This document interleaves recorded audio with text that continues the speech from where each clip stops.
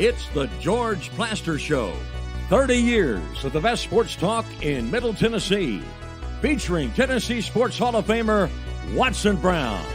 And it's a shame it's taken this long to get an introduction for this Tennessee Sports Hall of Famer, Kelly Holcomb, along with young gun Billy Derrick. And now, here's your host, George Plaster.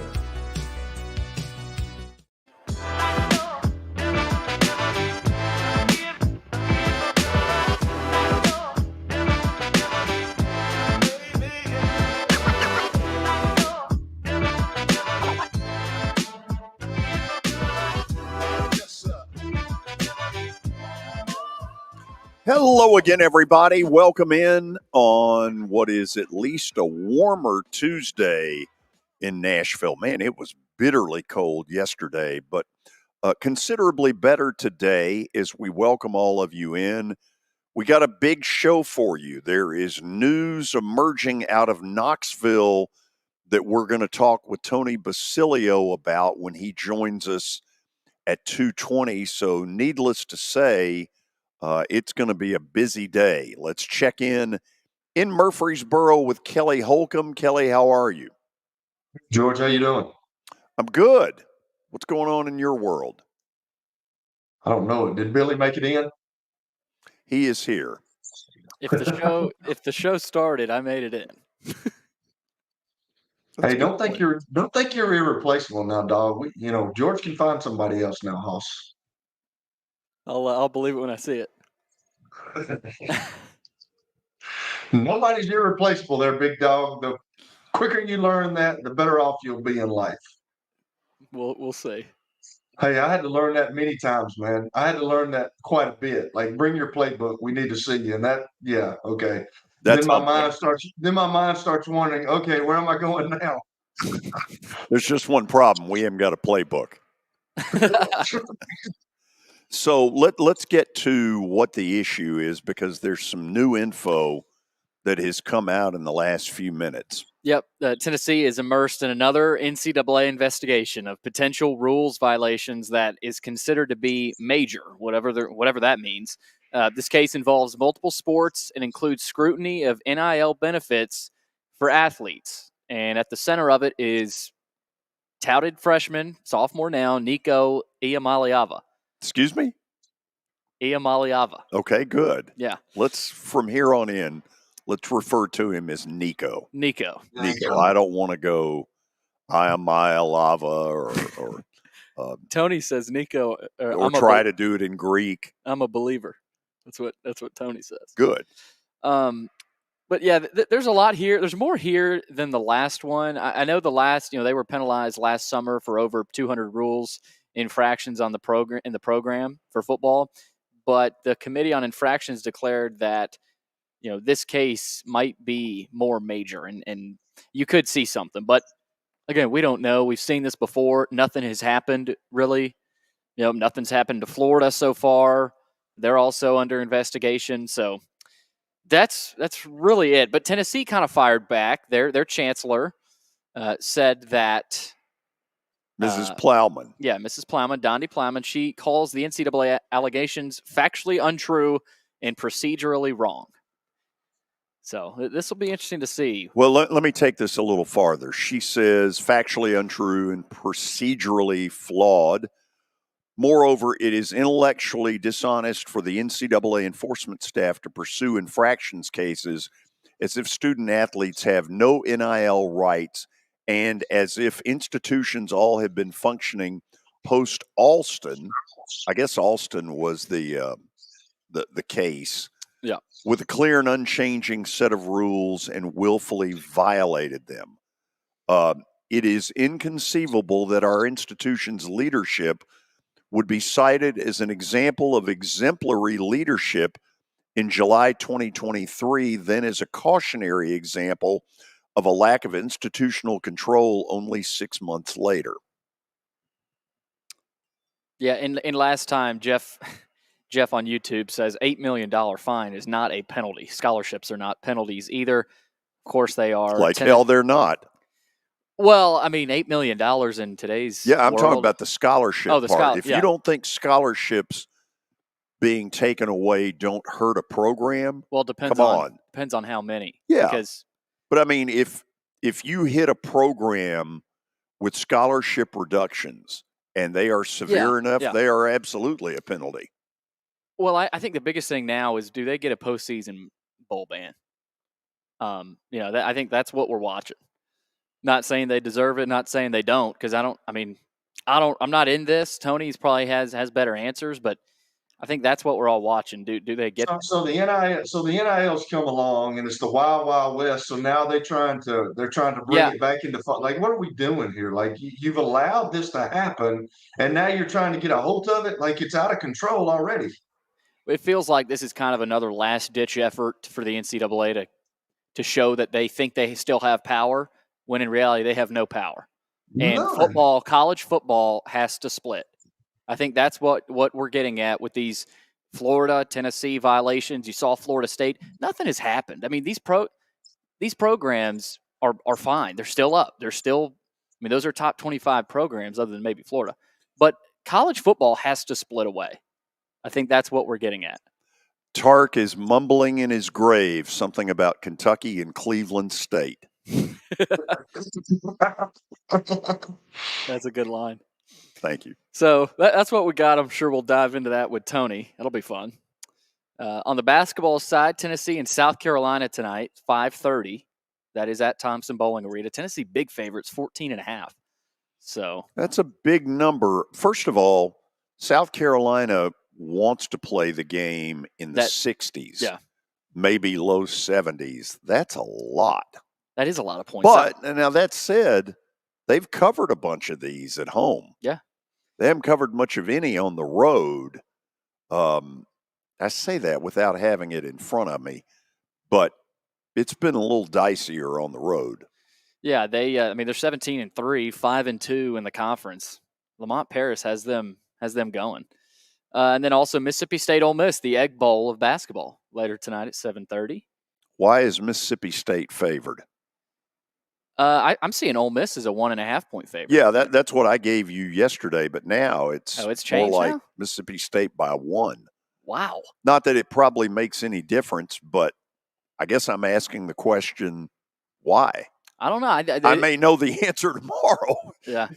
After they play, but that one surprises me a little bit. I think they're pretty evenly matched. Ole Miss is 4-3 in the conference. Mississippi State 3-4. It is at Ole Miss though, so which I believe I'm right is undefeated at home this year. I think you're right.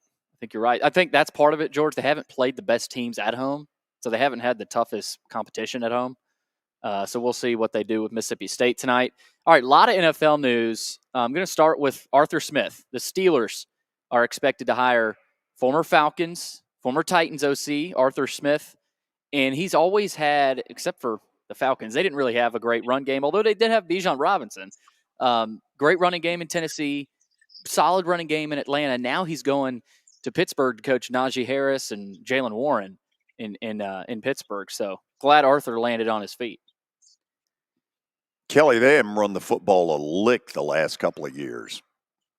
Yeah, it's kind of amazing because when I was playing, that's what they did with Bill Cowher. I mean, they had the bus. It was all about running. Even in their Super Bowl years, I mean, you still had all those guys, and Terry Bradshaw threw the ball around, but they were known for a smash mouth football team. It's kind of always been there. And then Bruce Arians went up there and got a hold of Roethlisberger, and they got mad at Bruce. But they won a Super Bowl, and they threw the ball all over the place with Ben Roethlisberger. But it seems like they want to get back to old smash mouth Pittsburgh football, which that's you got to have that in that type of climate that they have up there because sometimes it gets nasty. So I don't know. It'll be interesting to see how Arthur Smith does. There's going to be some pressure on him because Matt Canada was not a fan favorite up there. So No. Arthur's going to be expected to perform.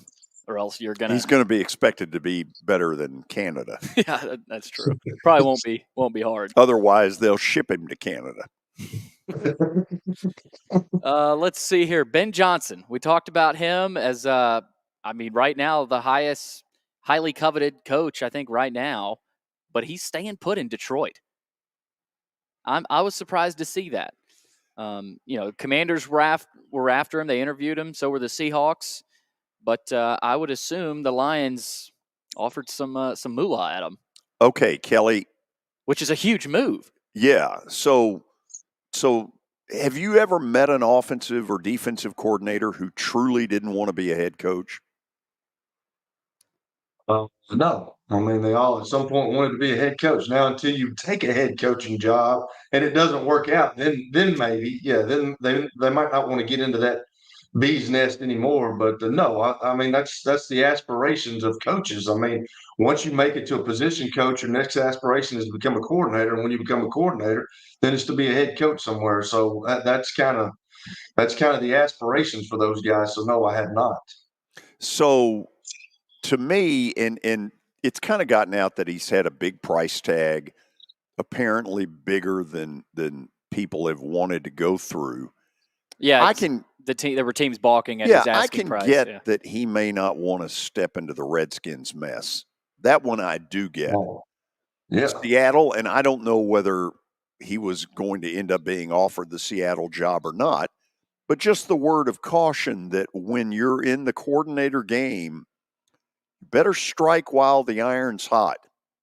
That's correct, because the next year you might go way downhill and your stock go way downhill. So I don't know. Maybe he wants to finish what he started in Detroit and see if they can get back to that, get back to the game that they had this past weekend. Yeah, the talk after the Lions lost was, can they retain Johnson? Can they keep this going offensively?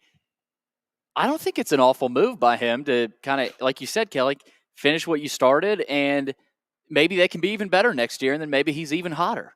So, Well, that's a big risk. I mean, like George said, it's a big risk, though. I mean, if you want to be a head coach, if you want to be a head coach, like George said, you better strike while the iron's hot, because you might not be in that position again. I mean, you just never know. Just like we're talking about the Detroit Lions, you would hope that they would have got past that game the other day, because who says they're going to be back? I mean, it was so many years. It was like 1991 since their last championship appearance. So nothing is given, man. You just don't know. Here is one that has gone very quiet. You don't hear Eric Bieniemy's name at all. Correct. Nope. Well, he had some issues though this past year with you were hearing after training camp or during training camp that some of the guys were like, this guy just talks crazy. Well, EB is I was with him in Minnesota. He was a running back coach, and he and Adrian Peterson went at it constantly because they had that type of personality. They were aggressive, and they were always at each other's throats. But I mean, sometimes that brings out the best of people, and EB is not. He's not for the faint of heart, that's for sure. If you can't take his coaching, I mean, it's tough sometimes. But these guys that are coming into the NFL right now with all this entitled stuff that's going on, I mean, that's kind of tough. And he was kind of the hot topic last year, just like what you're talking about, Ben Johnson. And now nobody's talking about him, George. Yep. Never know. Super Bowl here in a couple weeks. Chiefs pass rusher Charles Omenihu has torn his ACL. He's been playing really well. It's a shame. He had the strip sack on Lamar Jackson, and he's going to be out. And I mean, this is crushing because he couldn't wait to play against his former team, the 49ers, in the Super Bowl. So, unfortunate for the Chiefs there. You'd hate to see it. That's tough. He was really coming on. Really tough. With Chris Jones, that big part of what they've done. So, did he recover the fumble or cause the sack? He caused the sack. Yeah, I think he caused it. And a guy that's probably going to have to step up is Karlaftis, the guy who recovered it. So he's been playing really well too. Good Greek boy. Karlaftis. I think so. I think that's went to Purdue. I think that's a Greek name. If it is, he moves up the ranks of all-time Greek athletes. He's in the top 4. Where did Plaster come from? Is that a Greek name? No, it's been changed. It has nothing to do with me. It got watered down over the years. Is that what you're saying? Oh, yeah. But I had nothing to do with it. It was before I was ever born. Yes. So That's what I'm saying. Preds tonight, or no, tomorrow Last night. They played last night. Lost to the Senators. Tough loss. Senators are not, they're not awful, but they're not. They were very lucky to get a point. 3-0 lead. You got to close the deal. They had an awful second period. And to be honest, late in the third, they got beat around pretty good. And only UC, who I think's playing better, allowed them to even get a point. They got to win tomorrow night against the Kings. Mm-hmm. You get to a point where the teams that you're competing against in that 7, 8, 9 hole, when you play them, you better get a win in regulation. And tomorrow night, to me, is kind of a must-win before that week and a half All-Star break. You can't lose too much ground in races like this, and because you can go on a losing streak, but that's going to be tough to bounce back because there's so many other teams in that mix. Yep. That's what I got. Okay, let's do this then. We'll get the very latest on what's coming out of Knoxville with this latest NCAA thing, and we'll also talk Dalton Connect after the break. Tony Basilio from Knoxville will join us. A lot to get into. Please stick around. It was the most horrible experience that any mother could ever go through. I knew that I needed to get help. My friend, she immediately said, "You need to call Bart Durham." And you guys were there within an hour. You guys are like family for us. Yeah, sure is nice to connect with the people that you're doing your best to help.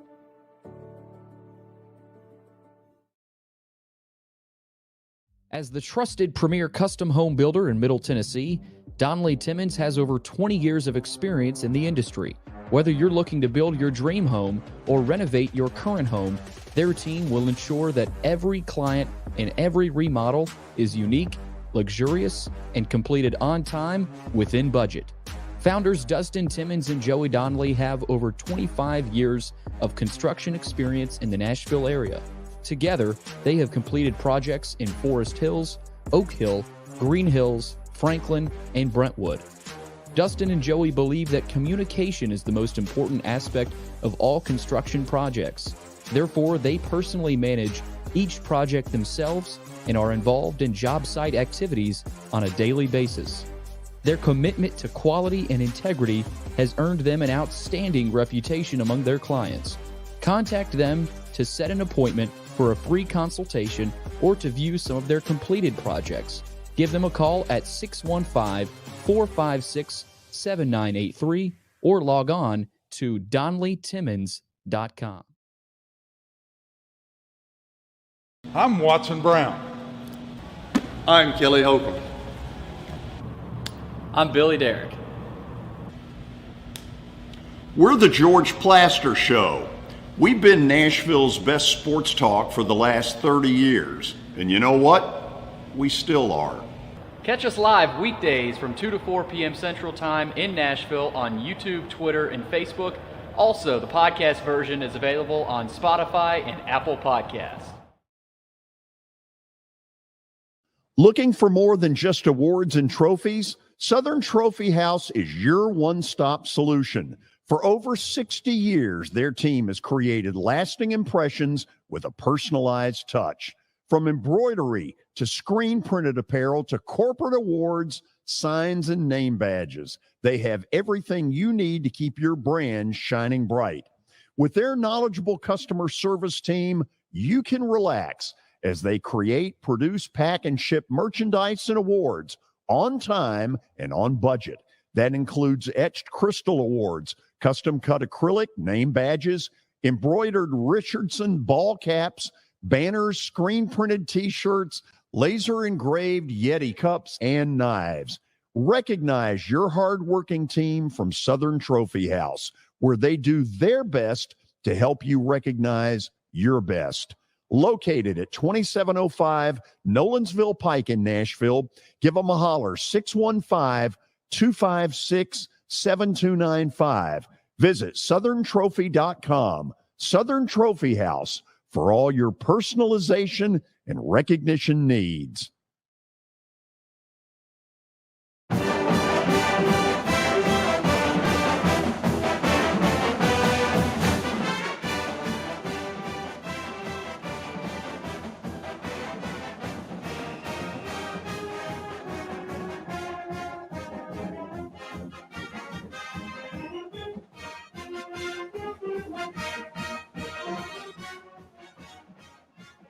Yeah, not a lot of Rocky Top today.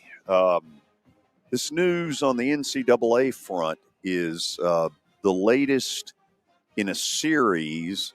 Who knows where it's going or where it isn't, but if anybody's got a little added perspective to all of it, it is that man down in the right corner. There he is. Nice lid. Tony Basilio, how you doing? Lid hides what used to be there, guys. What's going on? Hope you both are well. We're doing good. I was sitting on my show today, doing my program, kind of minding my own business when this thing happened. You know, George, when you're on the air and you get caught with something like that, you don't. It's hard. Yeah, I don't think people understand that. And so what I've been, since I've gotten off, it's been like, well, about an hour and 20 minutes. I've been on the phone with several people. And some calls answered, some not. But what I can ascertain, and I don't know if you guys saw this, but Donde Plowman just put a statement out. And she's Tennessee's chancellor.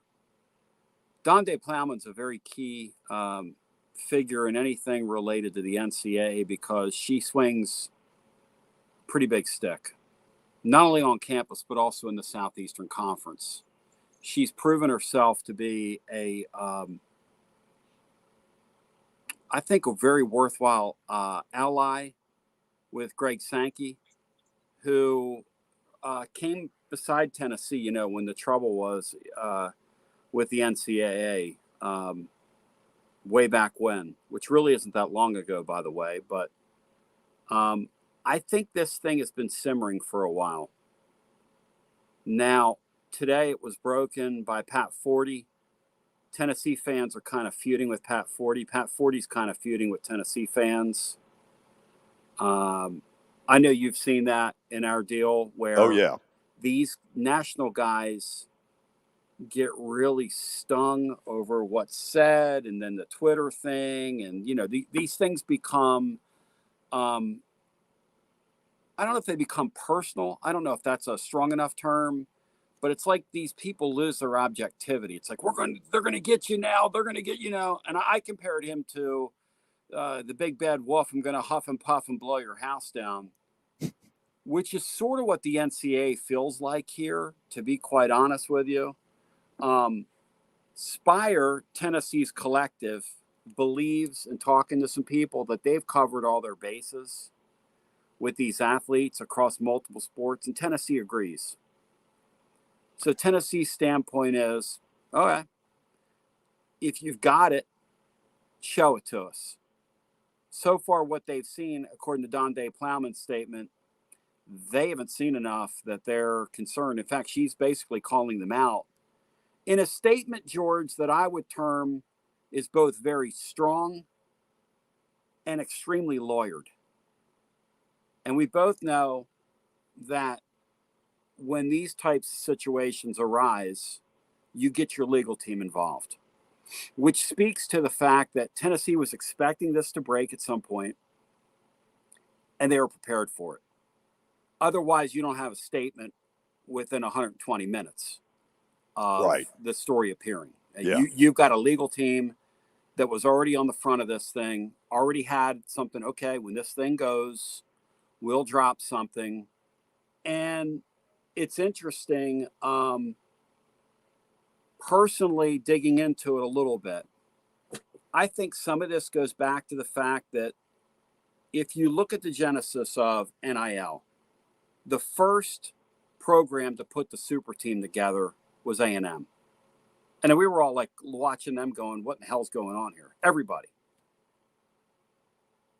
I think from Tennessee's perspective, maybe the one misstep that if they could take back, they probably would, was marking themselves with Nico. It's one thing to get him, okay? It's another thing when terms of it got out. When people hear that he's the $8 million guy, yeah, all of a sudden that, and whether that's true or not, who knows? Whether those are the actual terms, who knows? But that's not the point. The point is, this is public. We're in the court of public opinion here. And when you're in the court of public opinion, only what you and I think is true is true. So I think this has been simmering for a while.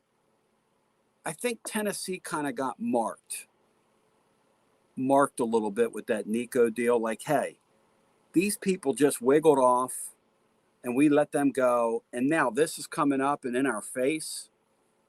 But from Tennessee's point of view, I don't think this is going to preclude them from, for instance, in basketball, they're going to be in the transfer market in the spring. I don't think it'll stop them from that. The next transfer window, which will occur in the spring, I don't think it'll stop them from that. Adding to the signing class, which wraps up in a couple days in early February, I don't think it'll stop them from that if they want to go that route. So I'm not sure day to day what's going to change, because I don't think they feel like internally anything needs to change. I think they feel like they've crossed their T's, pardon my pun, dotted their I's. And I'll ask anybody listening to us here, who in the Southeastern Conference is buying athletes in these sports? Who? LSU has put together a super team in women's basketball. How'd that happen? What the hell? Haley Van Lith just went down there for her health? I mean, are you kidding? Well, the payment of players is now legal. So what, best as you can tell, what is it the NCAA saying Tennessee did?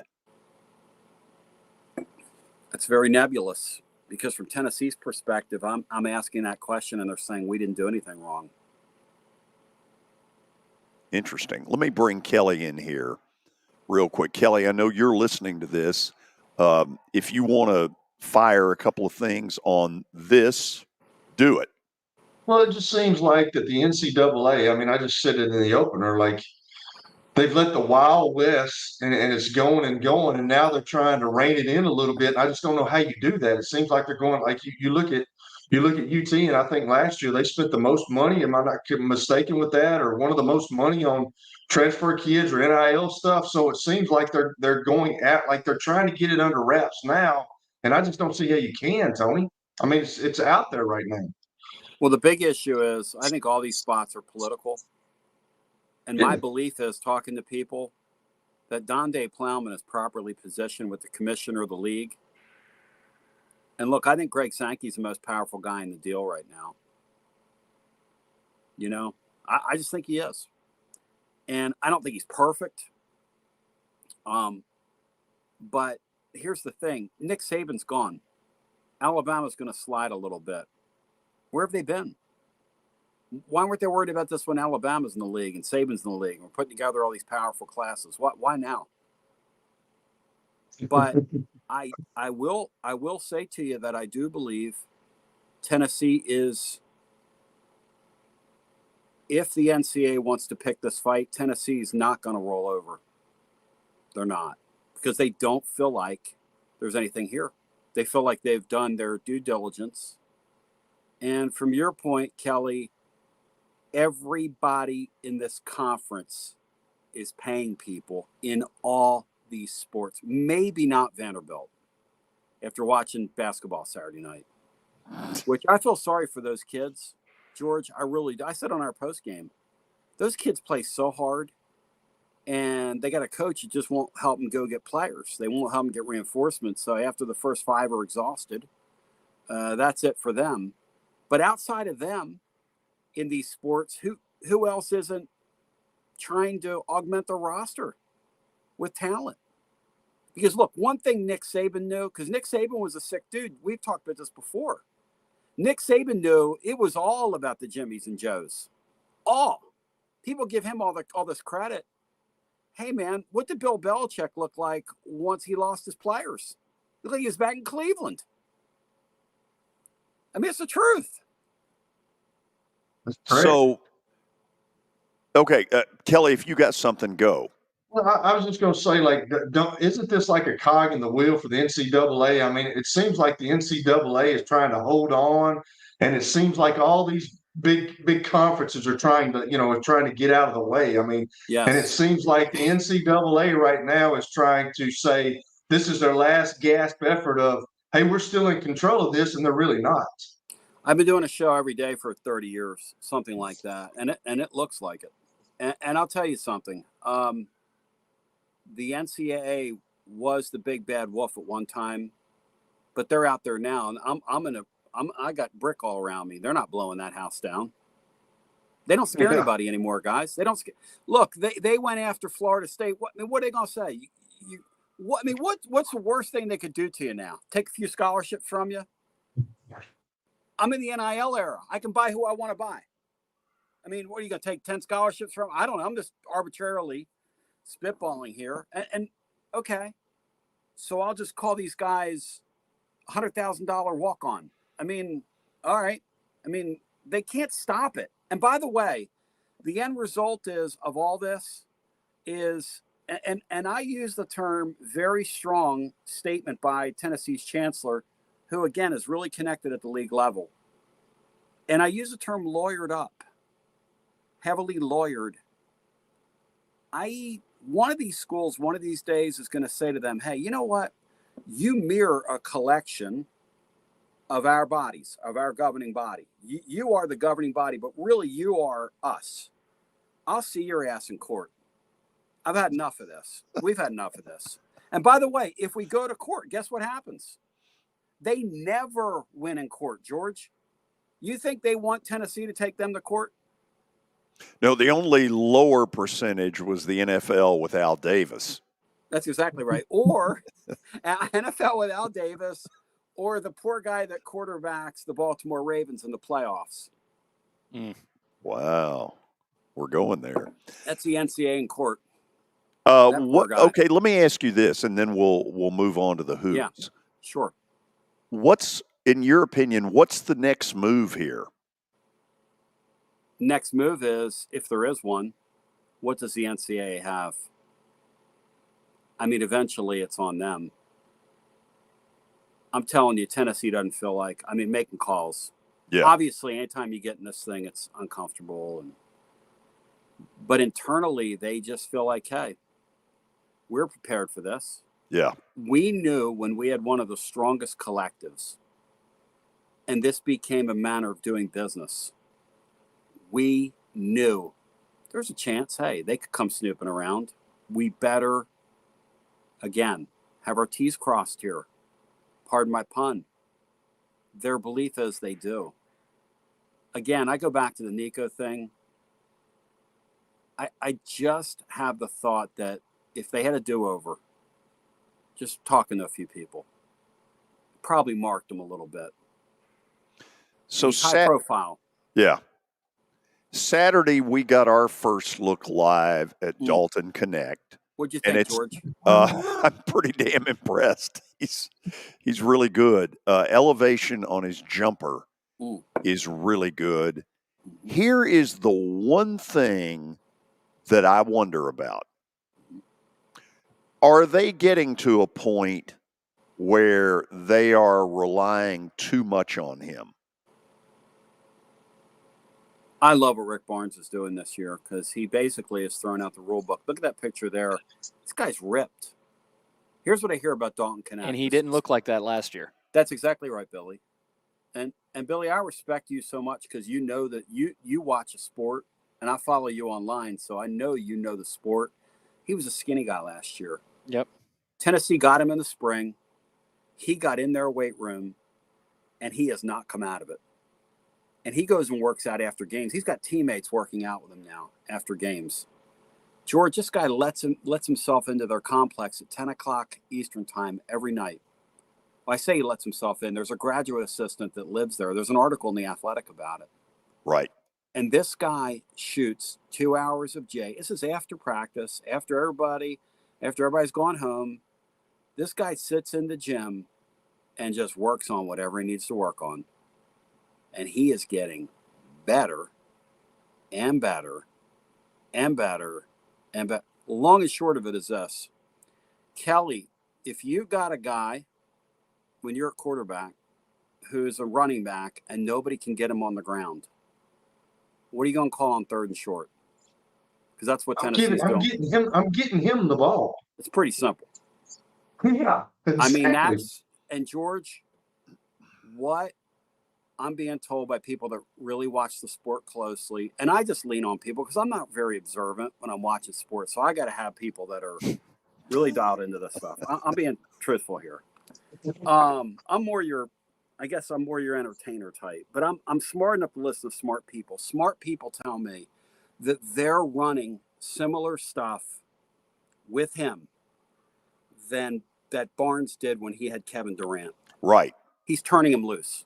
He's giving him the Durant package. Durant was Barnes's greatest coaching moment. He got Texas to a Final Four with Durant. No, not with him. With TJ Ford. Oh, I thought it was with Durant. No, they went out in the second round. They went second. To your point, they went out in the second round. They went out in the second round with Durant.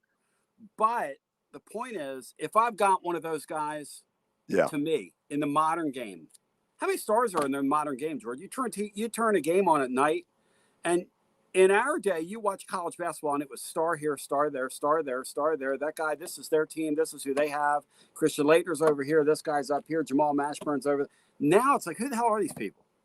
But everybody knows Dalton Connect. Put, Billy, if you will, look at these 5 games.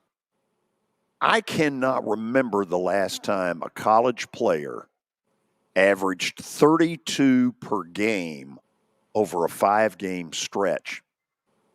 And some pretty decent opponents in the SEC in that deal. Mississippi State's gone to the tournament. Georgia's got a chance. Florida's got a chance. Alabama will be. And the thing about the Vandy game that's really interesting, guys, is they didn't ride him till they had to. They were down 9 at the half. I know you were there, George. They were down 9 at the half, and they went into the Dalton Connect offense at the end of the first half. They gave him the ball at the top of the key and said, okay, go score. And then they did it in the second half. And that's when they did what they did, which you were talking about the elevation. He made a couple plays the other night that were insane in that game. Like, he had one drive, and we're both hockey fans. The thing about those hockey players is those are big, strong guys that can shift.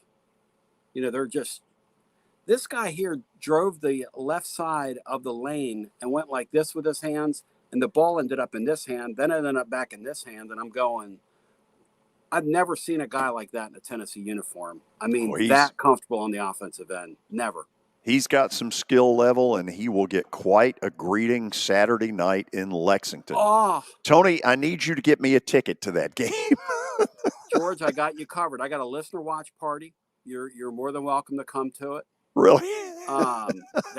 That's as close as I'm getting to it. We're going to do a big thing, and we're expecting probably 300 or 400 folks. It's an 8:30 Eastern time tip-off. Yep. This is how much things have changed for the Vols and what having a star player means. The undercard of that game on Saturday night, okay, is Duke and North Carolina on ESPN. When I saw that, yes, I about fell out of the chair. I was like, stars, wow. Man. This thing's about stars. And as Dalton Connect goes, we were looking at the betting markets. He's gained a ton of ground in 1 week on this Edey guy in the Player of the Year by Vegas and all that stuff. Yeah, it's down to those two. And it's down to those two. Kelly, say hello to Tony. Tony, can he do it by himself? Can he get him over the hump, you think? I mean, I know. Hey, that was the first time I really watched the game like that. Man, that guy's got a real for a big old boy from 6'6", man, he's got a really quick first step. But like, who's going to have to step up when you get to the NCAA tournament? You know, you got him, but he might be off one night. I mean, is it Vescovy? Is it the Jordan James guy? Is it, who can step up, or who's going to have to step up? Well, Ziegler is a tremendous player. He's a winner. He's had many clutch shots. This is a team last year that got beat by a team that eventually went to the Final Four up in Madison Square Garden. Without him last year, they were basically a Sweet 16 basketball team. So they're more than capable. If he has an off night, they have more than enough guys. You ask about Josiah Jordan James. There's a guy that they basically told last spring, hey, it's time for you to go on with your life's work.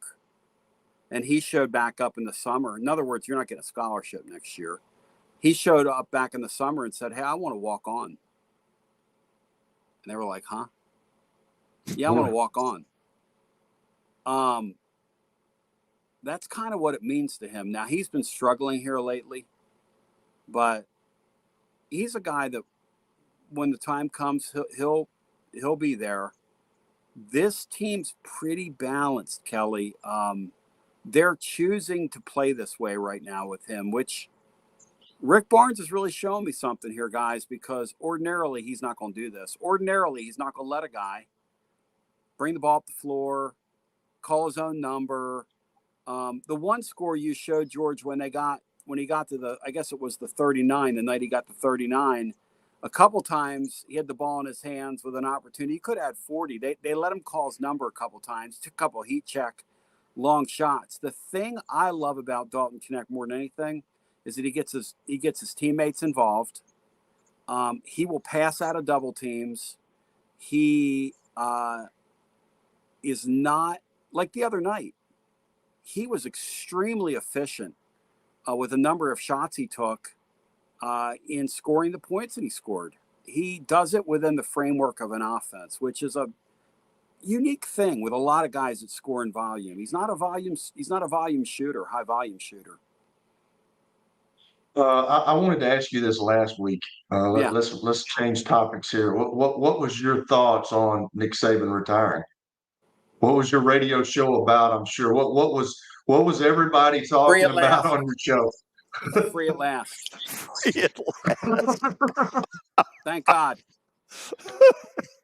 That was Auburn. I think that was an Auburn show. Well, I'm glad I lived to see this. Let him get on and play golf, and don't come back. Oh my God! Listen, guys. He won enough. It's enough. Kirby Smart. If you made me king, Kirby Smart would go take a Falcons job. Get out of college football. Let the college football coaches coach college football. You got a pro roster over there, and they're looking into Tennessee. I mean, Georgia's got more material than the Falcons do. And let's go pick on the Vols. It's a joke. Hey, and then my last thing here is your pro team, man. Have we hired any offensive and defensive coordinators for the Eagles? Because in my opinion, one of those dudes is going to be the head coach when Nick Sirianni gets fired at about 4 games into it. They hired Kellen Moore, who Jerry Jones, flirted around with. Yes. The guy from Boise State, I said on my show, I had a friend of mine tell me that it was Alex Jones, Black Helicopter stuff. And I said, hey, listen, the way it works in the NFL is these GMs now, they don't even tell it. I mean, that's absolutely, Kelly, that's exactly what's going to happen. Nick Sirianni, they hired one of his replacements. And it ain't going to be that Fangio guy who's older than I am. Guys, I'm a Philadelphia Stars fan. I grew up in the old Veterans Stadium going to games 40 years ago. Cena under center. Exactly. Vic Fangio was on that coaching staff, George. He's the Eagles. Oh, my God. Wow. He Fangio was a coach. Hey, guys, when Moses had the tablets handed down to him, Vic Fangio was right next to him. So he accepted one of them. Vic Fangio was the defensive coordinator for the Colts when I played for the Colts way back when. And he was old then, right? Thank you. Okay, I want to give you some info for your show. Memorial Gym Saturday night. Mm-hmm. Every second and third level in that gym was. Have you seen this, Tony? No, that's awesome. Every second and third level was completely Tennessee. Every second and third level. The lower level where the students sit was surprisingly strong Vandy. The lower level in the chairbacks was, I would say, Spotty. 60-40 Tennessee. Would There you was say, there, Billy? yeah, there were some Vandy people on the chairbacks that just didn't go. They didn't sell. They didn't go. Right. I would say Tennessee had at least 9, maybe 10,000 of that crowd of 13-8. 13-8 would be within a couple of hundred of capacity. It looked like in the two end zones, in the third decks, at the very top, it looked like a couple of rows of empty. And that basically was it. Tennessee had at least 9, maybe 10,000 of that crowd. For the life of me, again, the weirdest thing about, first of all, Tennessee fans are great, and this kid's a star. Like we're talking about Connect. So people are going to come out for stars. The thing I don't understand about Vanderbilt, for the life of me, just from my perspective, okay, this is just me. Why would Jerry Stackhouse, who's a really good coach that runs really good things, I believe that, why would he choose to play without players? It makes no sense. And I'm not knocking the guys he has, but he doesn't have enough of them. You can't have 3-4 guys that can play in this league. I mean, what are you doing? You would have to ask him. That's what he does. That's yeah, like he put this deal. together. Yeah, and you know what? It's bad for the league. And you know why it's bad for the league? Because every year, this guy starts out losing to a couple teams that everybody else, if he beats you, you carry that loss with you. This year it was Presbyterian, right? Presbyterian, then Western Carolina, San Francisco. He costed Kentucky 3 seed lines last year when he beat them. You can't have a guy like that in your league. It's not good for the league. I mean, not only is it not good for Vanderbilt, but it's not good for the league. And Vanderbilt fans truly deserve better. And I was saying this in my postgame show, and Tennessee fans were like, why are you worried about that? And I'm like, well, because I love competition. If I wanted to watch that, I would watch women's basketball night in and night out. And I don't. Billy, no offense to women's basketball. Yeah, put that up there again. So this guy says 70-30. I was there. Yeah. It was embarrassing. 70% of 14,000, 9,800. So somewhere in there is probably the truth. Now, if you take the students out of it, it was really sad.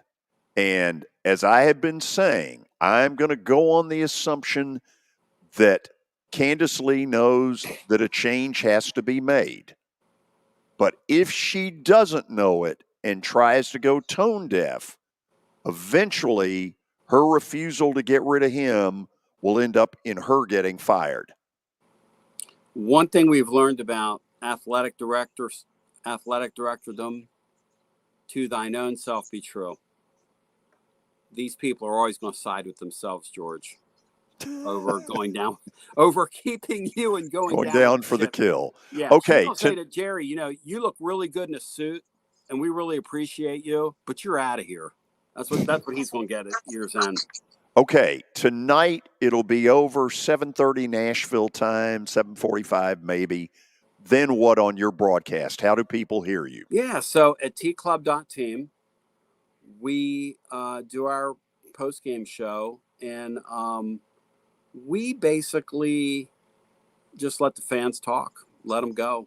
And been a lot to celebrate. I mean, a top 5 team, you saw them live.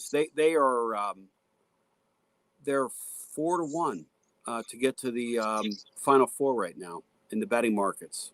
We did a show today. Tennessee's 8-1 offshore to get to the college football playoff, 4-1 to get to the Final Four. This school's only been to one Elite 8. They've never been to the Final Four. Crazy. People were taking the 4-1 over the 8-1 as a better bet. Now that's Rick Barnes And that TJ Ford Final Four that we were referencing earlier occurred about 20 years ago. So it's been a while for him too. It's been a while for Tennessee in a lot of ways. He's almost a perfect coach for Tennessee, George, because we've invented ways here to lose in March. And that poor guy, I mean, he's Mr. March himself, as much as he just gets beat in the first and second round. That poor guy. In 6 weeks, we'll know. I'm afraid of that. Tony, thank you as always. Thank you, guys. Kelly, look more engaged, man, next time I'm on. You don't look like, Kelly's, I've lost Kelly here recently, George. You've lost me, did you say? I've lost you. No, you have not lost me. I thoroughly enjoy when you come on. I like hearing all your quips and quotes. But I love it. I mean, when I look at you, Kelly, here's what I'm saying. Look. Hey, here's the deal. When you're a quarterback playing, hey, Tony, when you're a quarterback and you play football, you have to be even keel, man. So I'm not going to give you much. Oh, whatever. Whatever. He's called you out. Start looking interested. You boys have a even keel. Thanks, See you, guys. Tony. Thank you. See you. Billy, have you gotten him your resume? Not yet. Okay. After the break, we'll talk a little bit of Tennessee basketball. Then we'll go straight into the stat of the day. And then Taylor Barnette will join us.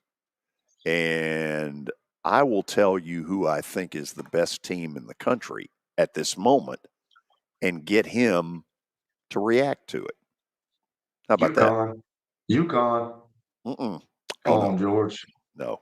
Stay tuned. We're coming back. Hit After Hit has become the baseball store in Tennessee. They have over 1,000 different models of gloves and over 1,500 wood bats. They also have several Iron Mike pitching machines as well as a Hit Tracks machine. If they don't have it, you probably don't need it.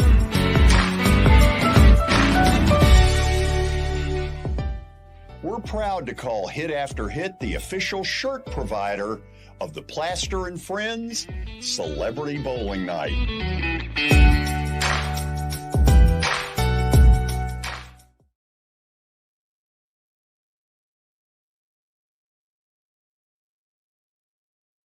Forget the fact that Sir Speedy Music City is owned by my BGA classmate James Warren.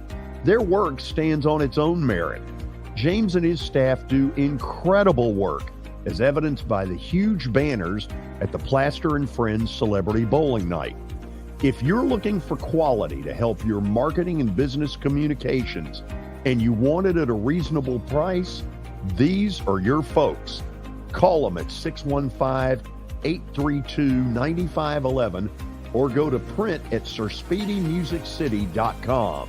And be sure to tell them Plaz sent you. Family owned and operated for more than 2 decades, Alaco Fine Wood Floors is Nashville and Middle Tennessee's choice for premium quality hardwood floors.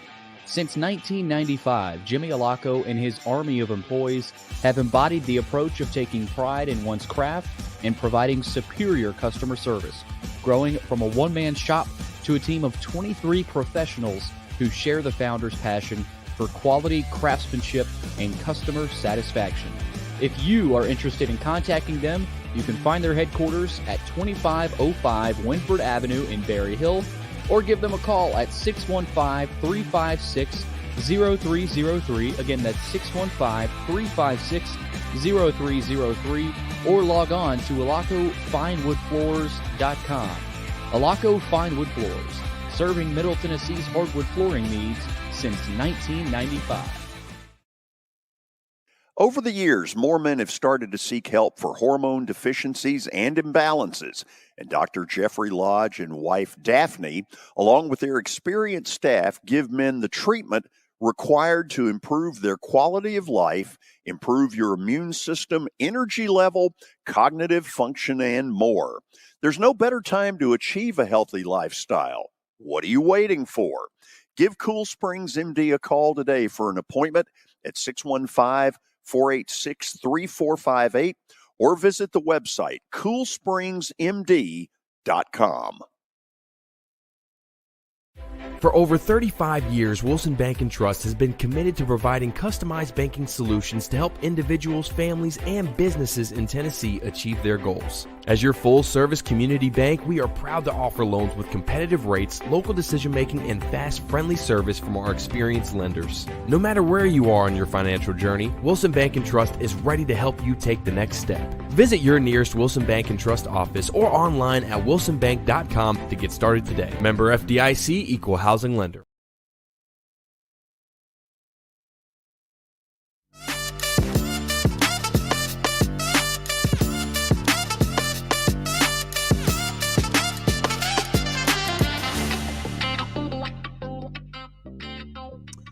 Okay, big executive decision here that we will do stat of the day. Then Taylor Barnette will join us. Kelly, I will say this up front, and I don't think Tony bought it at all. The one thing I worry about in Tennessee's deal is too much reliance on Dalton Connect. There are really good coaches out there. I would assume, I would assume that Kentucky is going to try very hard Saturday to say we've got the athletes to neutralize him. If you can get him more down toward 20, 22 points, or if his 32 are because he took 28 field goal attempts, well, then you might have something. And I do wonder, as this has gone along, if they're getting a little too reliant on him, where before he got here, Vescovy was the guy taking a lot of shots when the shot clock would get deep. Right. No, I agree with you. That's why I wanted to ask him the question, because when you get deep into the NCAA tournament, it's got to be more than one guy. Now, you can have a superstar, there's no question, but you have to have a Scottie Pippen. And one of those guys is going to have to step up. I mean, they've been there for a while. Obviously, Dalton Connects, this is his first year being there. Tremendous scorer, unbelievably talented. I was really impressed watching him the other day when they played Vanderbilt. I couldn't, a guy that big who's got a quick first step like that, man, that's impressive. But when you get to playing, as you alluded to, all these teams that's got these top-notch coaches, they're going to say, hey, he's not going to beat us. He's going to get some points, but he's not going to beat us. Somebody else on that team is going to have to step up. So I guess we'll see, like you said, in about 6 weeks, who's going to be the one to step up. Yeah, I don't know that it's going to be up to Dalton Connect, whether Tennessee wins in the tournament or not. It's going to be up to the other shooters, like you said, Kelly, Ziegler, Vescovy, Jordan James. If they don't show up with him, somebody's gonna nab him. But it just because he's going to have a bad he's going to have a bad game at some point. I mean, Steph Curry has bad games. He's going to have a bad game at some point, and you've got to be relying on other guys on your team. Okay, we want to do stat of the day. Let's do it. Okay, let's do it. John English, Antique Sports and Cards, brings us stat of the day. You can find them out in Shelbyville. They're open during the week, Tuesday through Friday from noon to 5, and Saturdays, 10 a.m. to 5. Give them a call, 931-492-4304. All right, here we go. We're sticking with basketball. We're going to the pros. Domantas Sabonis last night had 26 rebounds for the Kings in their win against the Grizzlies. Who is the last player to have 25 or more rebounds in a game for the Sacramento Kings? Here might be the better question. Who cares? Chris Webber. I don't know. You know, I mean, it's as good a guess as any. Let me think through a couple of people. The big guy, Cousins. DeMarcus Cousins. Probably not. Who was the Vlade Divac? That's what I thought you were talking about, Vlade Divac. Yeah. Or as some called him, Vlade. That's funny.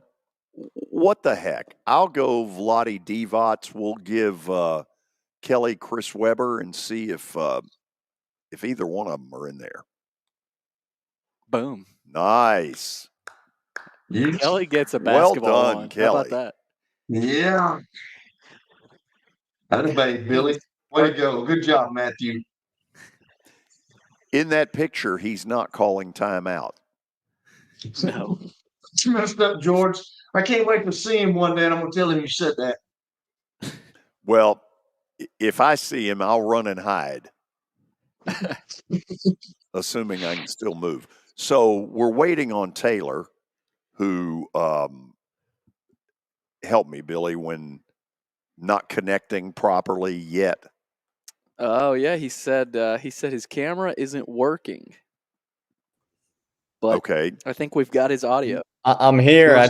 My camera it keeps saying my camera won't work, so I don't know what's going on. But I'm here. Well, you know, it's interesting. Your dad got on the stream quicker than you did.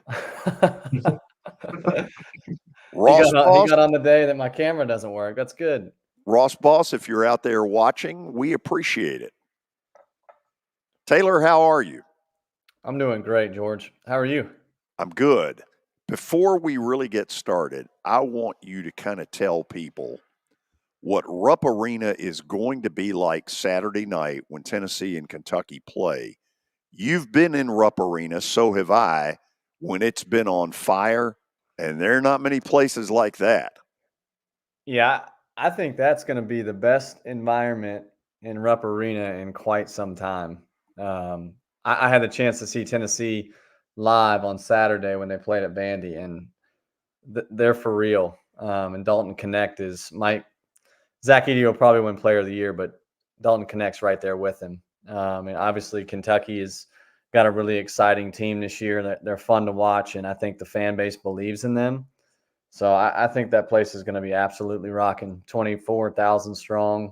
That'll be a heck of a game. I'm looking forward to watching that one. People accuse Rupp at times of being a little bit of a wine and cheese kind of deal.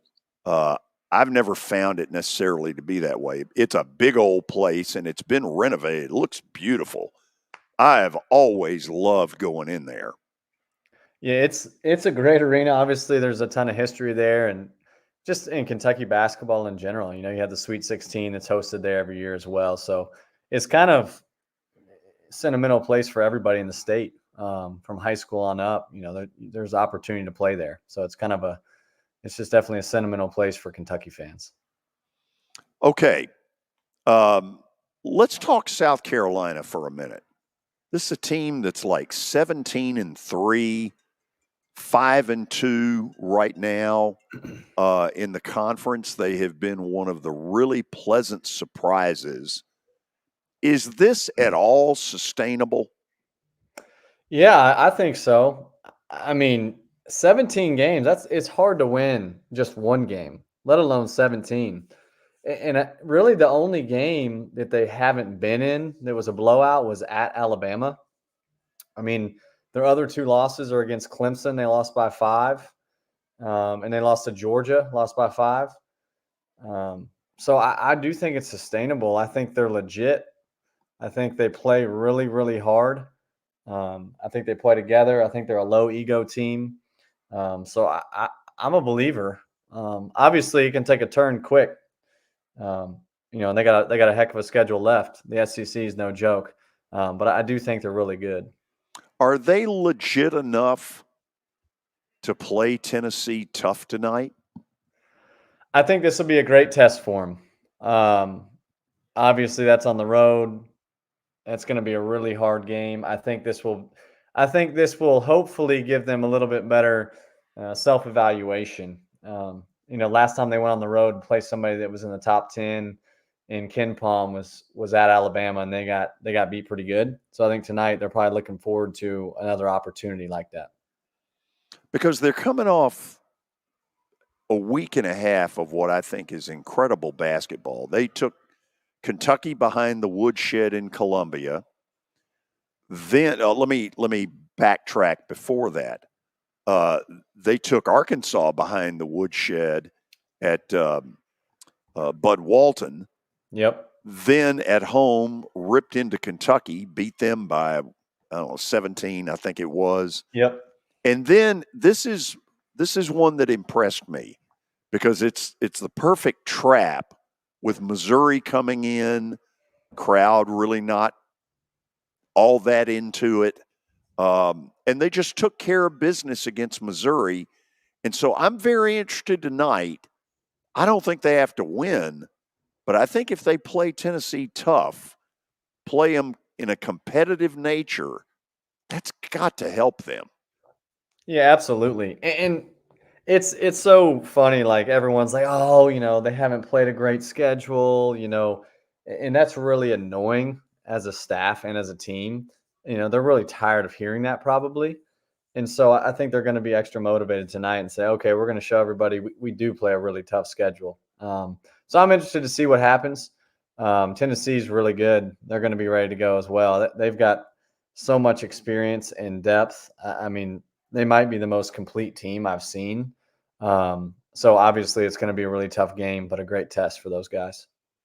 Taylor, I am starting to get to be more and more sold on Purdue. And Yep. I know what the narrative is, and they'll get into the tournament, and it will be about whether the guards shoot well enough to take pressure off this big guy, Zach Edey. But man, the development in 2 years in Edey, I mean, when he got there, he was kind of a clod. Yeah, he's gotten so much better, and he is a massive human being. I mean, he's shooting, I think, 62% from the field, is averaging 20 some points a game, 12 rebounds. But to your point, like I actually do think their guards are really good. Braden Smith is averaging 12 points and 7 assists, who's their point guard, shooting over 40% from three. Fletcher Lawyer, who is a really just tough wing guard, he's shooting over 40% from three. So I actually do think they have some depth. And you got to get another guy in Lance Jones, a transfer from Southern Illinois, who's tough, defends, can score. So I actually do think they're talented in the guard position, and they complement Zach Edey really well.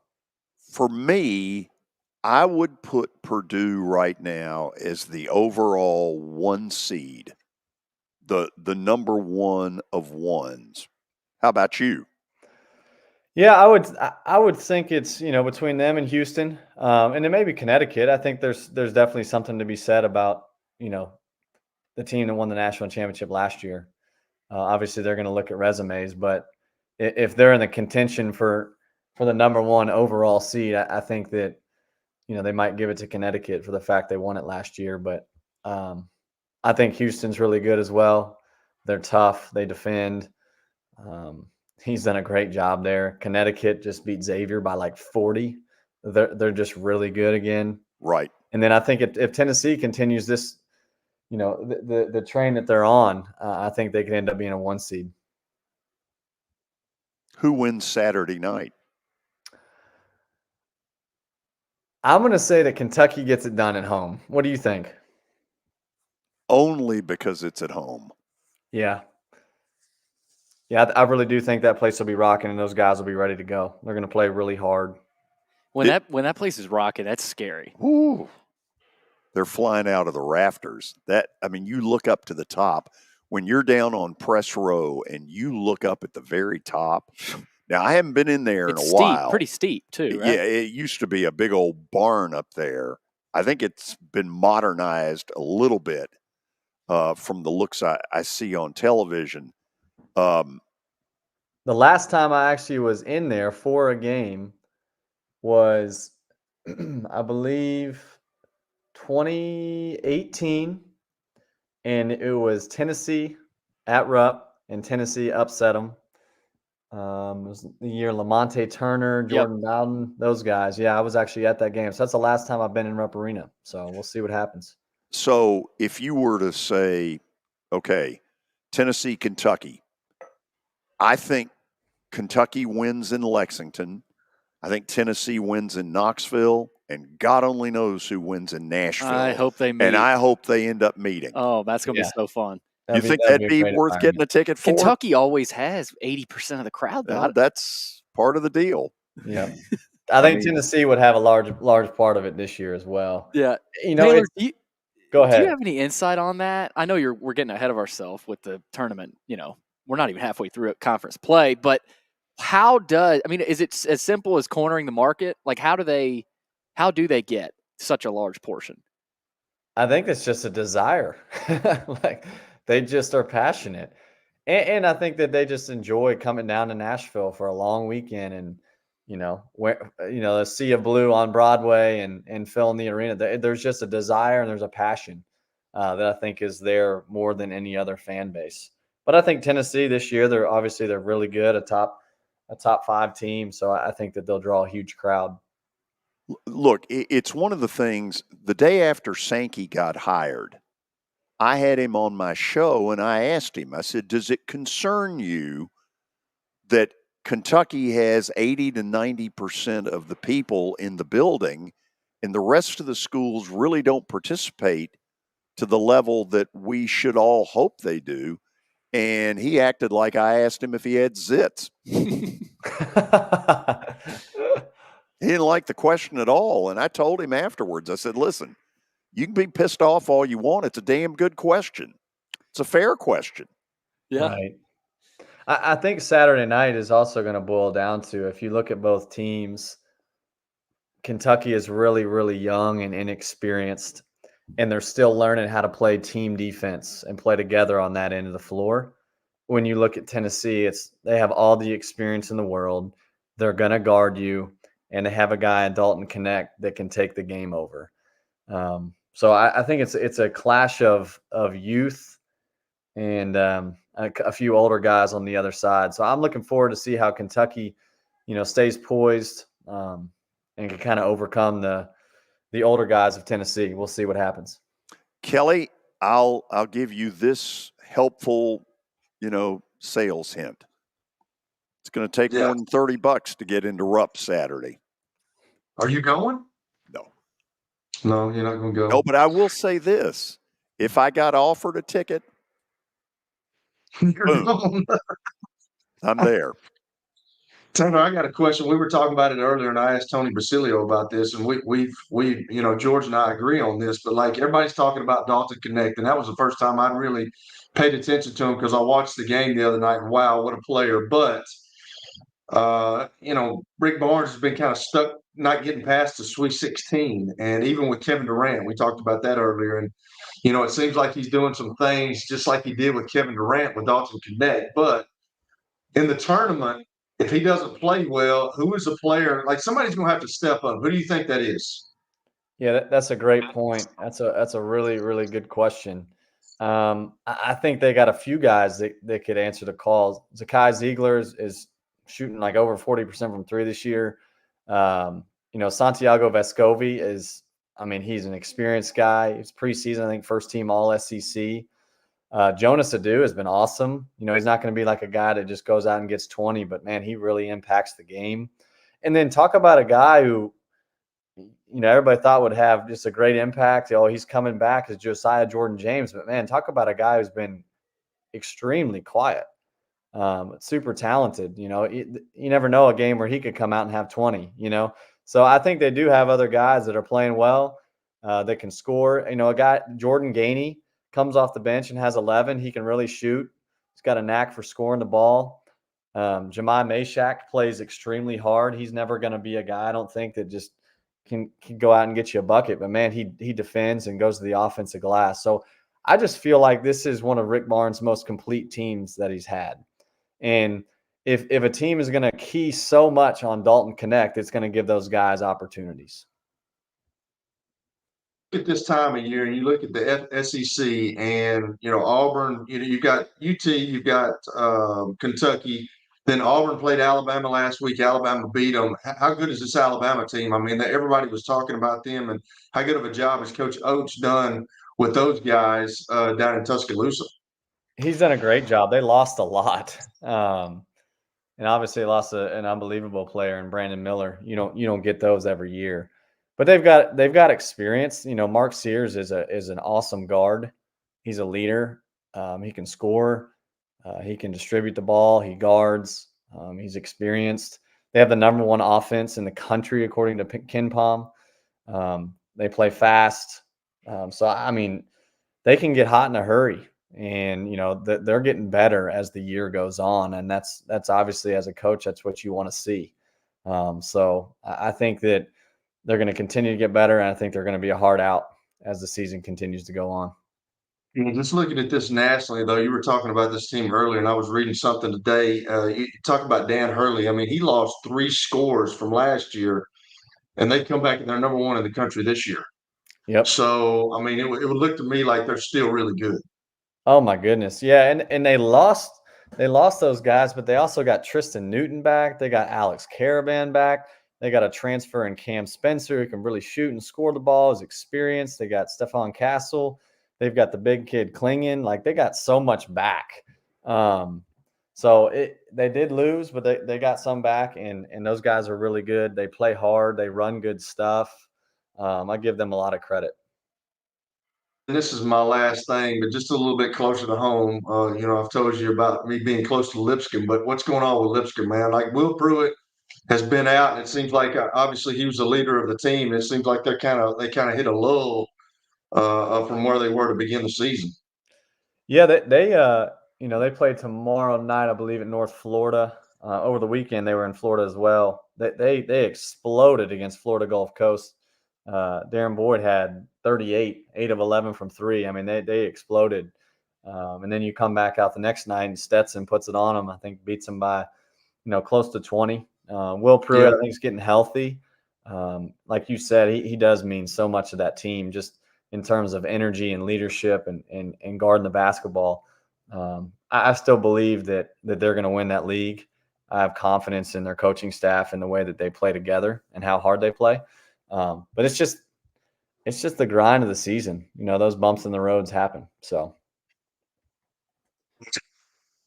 Billy, go ahead.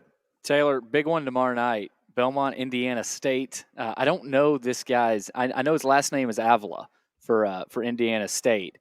Going up against Malik Diaz, so they'll be matched up together. Who wins that? Because obviously Belmont, I think, probably needs it more, but Indiana State's really good. Indiana State is really good. They've won 18 games, and it's going to be a really good test for Belmont. Those guys got beat pretty good up there at Indiana State, and Indiana State's super talented. They run really good stuff. They space you out. They guard you good enough, but they can really score. So, I mean, obviously Belmont has great home court advantage. I mean, when I played there, I mean, it's just always been a really, really good home court advantage. So it definitely helps that they're playing in the curb. But it's definitely going to be a big challenge. But I think these guys will see it as an awesome opportunity. And so they got a great opportunity tomorrow night to go out and prove themselves. All right, let's go up north. I don't know how much you've watched Northwestern, but they are sitting in a tie for third place in the Big Ten right now. Coach Collins doing a phenomenal job, and they're led by Boo Buie. Boo! Who is I watched one of their games, and he's unbelievable. He's a great, averaging over 18 points per game. How much of them have you watched, and how good are they? You know what? That is one team I haven't watched them live one time. I don't watch a ton of Big Ten basketball. I watch Purdue, but I mean, I didn't realize Chris Collins, has he been there for like 10 years? Yes, he has now. Wow. He sure has. Good for him. I know that they've poured a lot into their facilities. I feel like they're on a good track. That's not the easiest job in the world, but they've had some good moments and good teams over the last couple of years.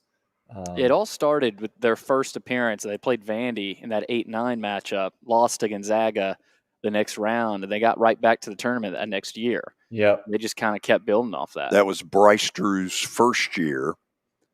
And Taylor, all I'll tell you is this. You need to watch this kid. Boo Buie. He is unbelievable. Watch him. I came away going, holy cow. And they just got through beating Ohio State by about 30. Wow. They had a big rivalry game win over Illinois.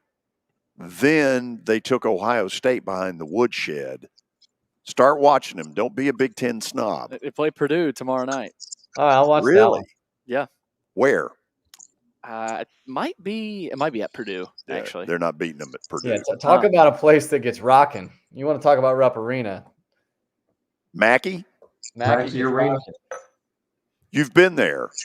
Yeah, we never played there, but I wish I would have gotten to play there. But I know that place. Just some teammates of mine at Belmont, they from Indiana, and that seems like the dream school. A lot of the kids there because of Mackey and just the appeal of, it's like the whole fan base is right on top of you, and that place you can't even hear yourself. There's two buildings I have not gotten to do a game in that I would really have liked to have. Assembly Hall in Indiana and Mackey Arena at Purdue. It's such a tight experience, too. I mean, it's not the biggest arena, and we always talk about sight lines and gyms like, oh, this arena is really big. It's harder to shoot.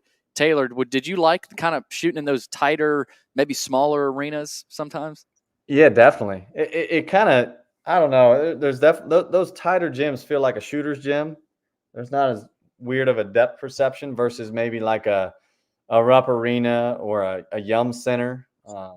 When those gyms are a little tighter, a little smaller, it does feel like, it's just easier to shoot in.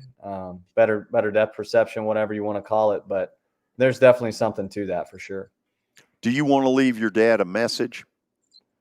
He's traveling right now. Don't text and drive, Dad. Be safe, man.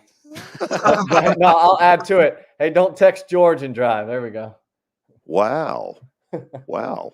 A message for Ross Boss. Taylor, behave. All right. Thanks, guys. By the way, thanks for responding to my invitation on the Preds game. Oh, yeah. I was testing you and seeing if you were going to follow up. That's not the way it is. When somebody invites, it is then up to you to respond. You're right. How old are you now? It's on me, man. I apologize. Good for you, Taylor, not to accept. That was an awesome job by you. Sounds like Kelly turned you down too. No, he's not been invited. I never get the invite, which I'm fine with. You were invited once and you came. It was great. That was like 30 years ago. Well, there's a reason for that. Think about it. Taylor, good talking to you. Hey, thanks, guys. See y'all later. Tell Ross Boss we said hello. Will do. Taylor Barnette joining us. A little bit of a regular season snob. I got to be honest. George, you think Northwestern's got some hazing issues in the basketball arena? I don't know, but I'll tell you this: they're it's brand new. The arena is like 3 years old. Yeah, it's pretty nice. Yeah. Good size. It's about 8,500, I want to say, and they have had that place rocking. The game a week ago at home against Illinois was a tense back and forth. Neither one would get more than about a 5-point lead. And it went to overtime. Incredible game. And they're a good example. Great atmosphere. They're a good example, Kelly, of why Vandy can be good too. I mean, they should be doing type schools, right? Yeah. Yep. And there's no reason Vandy couldn't do that. It's all you just got to get the right guy. We'll go to the break, and we'll be back. The George Plaster Show is Nashville's best sports talk, 2 to 4 p.m. Monday through Friday on Twitter, Facebook, and YouTube. There's a podcast version available on Spotify and Apple Podcast. As the trusted premier custom home builder in Middle Tennessee, Donnelly Timmons has over 20 years of experience in the industry. Whether you're looking to build your dream home or renovate your current home, their team will ensure that every client and every remodel is unique, luxurious, and completed on time within budget. Founders Dustin Timmons and Joey Donnelly have over 25 years of construction experience in the Nashville area. Together, they have completed projects in Forest Hills, Oak Hill, Green Hills, Franklin, and Brentwood. Dustin and Joey believe that communication is the most important aspect of all construction projects. Therefore, they personally manage each project themselves and are involved in job site activities on a daily basis. Their commitment to quality and integrity has earned them an outstanding reputation among their clients. Contact them to set an appointment for a free consultation or to view some of their completed projects. Give them a call at 615-456-7983 or log on to DonnellyTimmons.com. I'm Watson Brown. I'm Kelly Holcomb. I'm Billy Derrick. We're the George Plaster Show. We've been Nashville's best sports talk for the last 30 years. And you know what? We still are. Catch us live weekdays from 2 to 4 p.m. Central Time in Nashville on YouTube, Twitter, and Facebook. Also, the podcast version is available on Spotify and Apple Podcasts. Looking for more than just awards and trophies? Southern Trophy House is your one-stop solution. For over 60 years, their team has created lasting impressions with a personalized touch. From embroidery to screen-printed apparel to corporate awards, signs, and name badges, they have everything you need to keep your brand shining bright. With their knowledgeable customer service team, you can relax as they create, produce, pack, and ship merchandise and awards on time and on budget. That includes etched crystal awards, custom-cut acrylic, name badges, embroidered Richardson ball caps, banners, screen-printed T-shirts, laser-engraved Yeti cups, and knives. Recognize your hard-working team from Southern Trophy House, where they do their best to help you recognize your best. Located at 2705 Nolensville Pike in Nashville, give them a holler, 615-256-7295. Visit southerntrophy.com. Southern Trophy House, for all your personalization and recognition needs.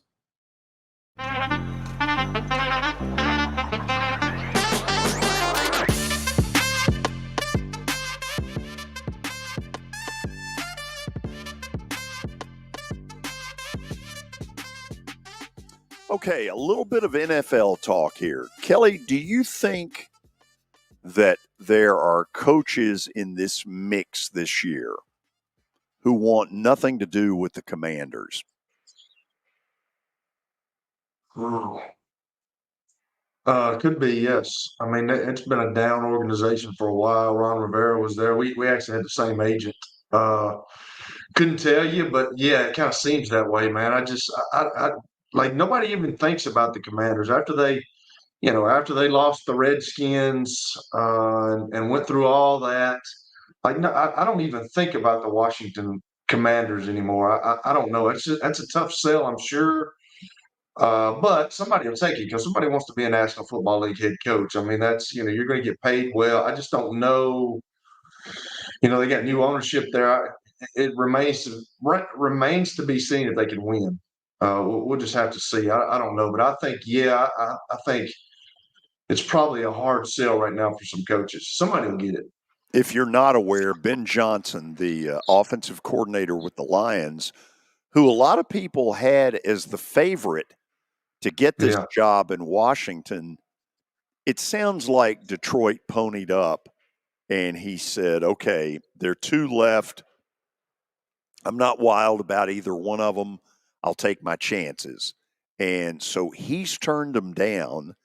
And nobody, we all seem to think we know some things based on the information that's been put out there about various jobs that were open.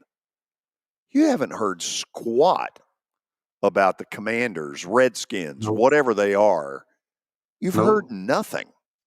I will say this, George, though, if you look at it, this whole league now is spurned on by quarterbacks. And Washington does not have a quarterback right now. They got Sam Howell. And, I was in the same situation years ago, so I know what Sam Howell's going through. But, you got to put people around him, but I don't know if he's the fix. So if you're going into it as a wannabe head coach, you want to know that, hey, I've watched film on this guy. I don't think he's the guy. Is there a way that I can get a franchise quarterback into that place? And that's what all these guys look at now. I mean, you look at Seattle, and Pete Carroll was rolling with Geno Smith, but is Geno Smith the answer? I know that they got Drew Lock as well, but is he the answer? So, I mean, all these guys like Jim Harbaugh walked into a situation where he's got an outstanding young quarterback that's tough as nails, that can play, that can throw from any angle that can make plays. He's got heads up on the game. Atlanta, don't know. We're not sure about that. But you look at all these up and coming openings, and it's going to happen every year where you're going to have 4 or 5, 6 every year probably. But now the league has generated so much by the quarterback position that these coaches, like if you get hooked up and there's no way that you can get out of a contract with a quarterback that's there and you don't think that you can win with him, I mean, that's a hard sell, George. You look at it. It's tough to go into a situation because you look at what happened in New England. Tom Brady was there forever. They went to 9 Super Bowls, won 6, and then he lost Tom Brady. And then where do they go? And then Bill Belichick gets fired and he can't get a job. So everything is kind of spurred on from a head coach with what's at the quarterback position. So obviously up in the air on Sam Howell. Yeah, some would view him as a positive, others would not. Do you rate Sam Howell below Will Levis? Ooh, that's a tough call. With the way you just don't know the situations. Like I didn't like you talking about the Commanders. Like nobody really paid attention to the Commanders, so I don't even know who's on the Commanders roster. I couldn't even tell you. So I don't know if he was kind of behind the 8 ball with guys that he was playing with. I know myself and Tim, we just sometimes we didn't have the pieces that we needed in place at certain positions. So I can't tell you that. I don't know. I know that I would probably say Will Levis is a little bit higher because looked like when he got his opportunity, he played well. Now, does he have better people around him? I don't know, but I don't know anything about the Commanders. That's like one team I have no clue about. I really don't. Now, my gut feeling is Seattle eventually turns to Dan Quinn, who has a lot of past history with that staff. He was their D coordinator before going to Atlanta, and he got to the Falcons to a Super Bowl. Do you think they regret the Pete Carroll move at this moment? I don't know. It's kind of like the same situation. We've moved on from Vrabel. I get it. He was fired, but I thought Vrabel did a really good job, and it kind of scratched my head. Like, why did that happen? I mean, you got to give him some pieces to go along with what he had. I mean, Pete Carroll was a really good football coach for a long time. I mean, he won national championships with USC. He went up to Seattle, won a Super Bowl. Probably should have won another Super Bowl if he'd have run the ball down on the goal line for my man Darrell Bevell. But I don't know if they think about it that way, George. I think owners probably move on and they don't think about it anymore. So maybe they got some buyers or more. I don't know. But it'll be interesting to see. And I think you're right. I think Dan Quinn would be I think that'd be an excellent spot for him because he knows Seattle. He knows the organization. He's been there. He's had success there. So I think that would probably be a good fit for him. Okay, so those are the 2 we've got left. Yeah. A third potentially if Andy Reid retires. It was very interesting yesterday. What are they saying about Andy? I saw something this day. Are they saying that he's contemplating retiring? They're saying it, but he certainly has never said it. Yeah, I don't think that. I just don't see that. Travis Kelce will retire before Andy Reid. I mean, I don't. Well, maybe they go out together. Like he's got you talking about the quarterback. He's got the quarterback, and I don't necessarily agree with John McClain yesterday about talking about Brady. He's not on the same wavelength with Brady right now. I understand that Brady has got 7 Super Bowls. I get it, but if you're Andy Reid, it's kind of cake for you right now. You built this thing up. You got this organization rolling. You got pieces in place. You got a really good defense. You got a great defensive coordinator. You got Patrick Mahomes, who, barring injury, is going to be there for a while. One of the highest paid guys in the National Football League. You got him under contract for a while. So, maybe if he wants to step down, but I mean, this thing is kind of like running itself at this point. I mean, he's been doing it for so long and people know what to expect. And he's got assistants that he trusts that have been there. He doesn't have to be the head coach now like he had to be the head coach way back when he first started. So I don't know, maybe, but I Now, just can't see him giving it up okay, right now. but let me toss it a different way. Okay. Okay, help me with this, Billy. Give me Andy Reid's age. Look that up. I think this has been a very difficult year in Kansas City. And Yeah. this has not been the walk through the park that the other world title runs have been. This one has had receiver issues. It had a Christmas Day meltdown against the Raiders that looked awful.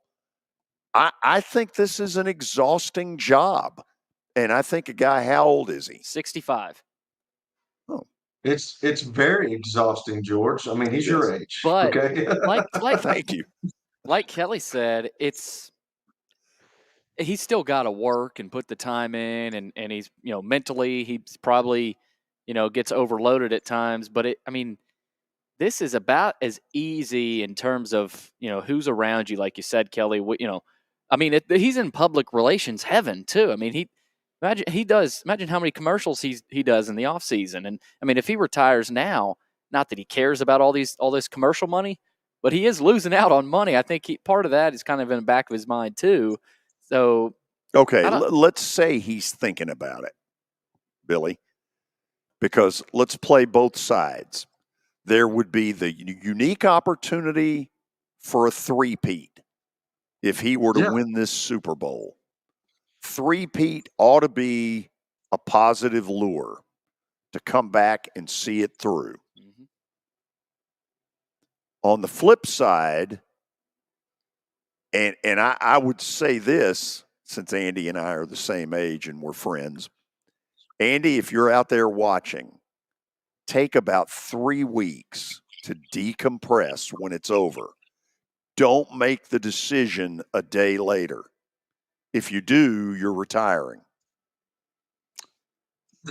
I don't know, George. That's a tough call right there. But you talking about all the things that they've had during the season, but I know he's getting older, but that's part of the NFL. Sure it is. And they waded through all that, and now they're in the biggest game of the world. So, but y'all are telling me it's an easy job compared to the others, and I'm saying bull. It isn't. No, it's not an easy. No. I'm not saying that. I'm just saying that he's been doing it for so long, and he's got the same cast of characters around him. Like he's got the guy. When I was in Philly with him, there's a trainer, Rick Burkholder. Rick Burkholder is one of his top advisors. Man, they were hugging after the game. They've been together. He's been with people so long that they know how. Like Brett Veach, right, which is the GM. He was with him in Philadelphia. They know each other as well as you can know each other in the National Football League because there's so much turnover. But I'm not saying it's easy, and I'm saying a lot of that is brought on by himself because I remember being in Philly, he would never leave the office. Now, after practice, he would go up there and shut the door, and he would spend the night in the office. So I just think that's a little much to me. I'm sure he's changed now being in Kansas City. Maybe not. I don't know. But like a lot of these guys bring all that on themselves. Like they don't decompress. It's constant. And I can understand that because when you're getting paid a lot of money, even as a player, sometimes when you get paid that money, here come the expectations. And some people can live up to those expectations. Some people can't. Here's the other, and I don't want to go very far with this, but there has been some tragedy in his life in recent years. Yes, there has. With his son. Correct. With both his sons. He had one son die, and then the other one's had drug problems too. And I think he had a DUI or something. So there may be some things to weigh here, and that are simply more than football. Belichick and Carroll both retired, and after that, he's now the oldest coach in the league. You got to imagine, does he kind of think about that and go, maybe this is a sign? I'm not saying he's leaving, but it's a good question. Do we want to go plaster bet of the day? Let's do it. No break. Just right to it. Let's go right to it. All right. I've got 2 winners. Bart Durham, Injury Law, presents Plaster's Bet of the Day. Give him a call, 615-242-9000, or log on, bartdurham.com. All right. Last night, Preds lost. Ugh. Ottawa. Yeah. George. 19-23. It's a little sobering. It'll be interesting tomorrow night, see if you go with the Preds or not. Well, there wasn't a lot to choose from. Well, tonight there's a huge slate of basketball. And I have chosen a couple. I'm at 45.2%. That's just simply not good enough. So let's get to the winners. Let's start with the first one. Ohio State has sucked. They really have. Illinois hadn't exactly been God's gift to hoops. This is a big night at Ohio State. This feels like some put up or shut up in Buckeye land. And I think they're going to put up and they're going to beat Illinois. Got that one? That's bold. Now, after Northwestern boat raced them? Yes, that was on the road. Home and road. Big difference, big swing. I agree. Now, I totally agree. I feel much more solid about this one. This one will make you money. Ole Miss, which, by the way, that line has moved to Mississippi State by 1. I don't know why. I'm just throwing the info out there. You take the undefeated at home Ole Miss Rebels and then thank me tomorrow. You're not making much money for the folks these days, George. No, I haven't been. Yeah. No. Yeah, pick it up. Pick your game up. Grow up. I'm picking it up. Big week. Got to I'm finish picking strong. it up. Ole Miss is going to make you some money. Nice. You got that? All right. Tomorrow on the show, Atlanta Falcons play-by-play voice Wes Durham will be in the house. We'll talk about Raheem Morris. We'll also talk about how close did Uncle Bill come to being an Atlanta Falcon. And maybe some of the Kirby Smart chatter about him. I mean, this was never going to happen, but potentially going to the Falcons. We're on to Cincinnati. You don't believe it? See you tomorrow. Go Rebels. Toddy toddy. Toddy toddy.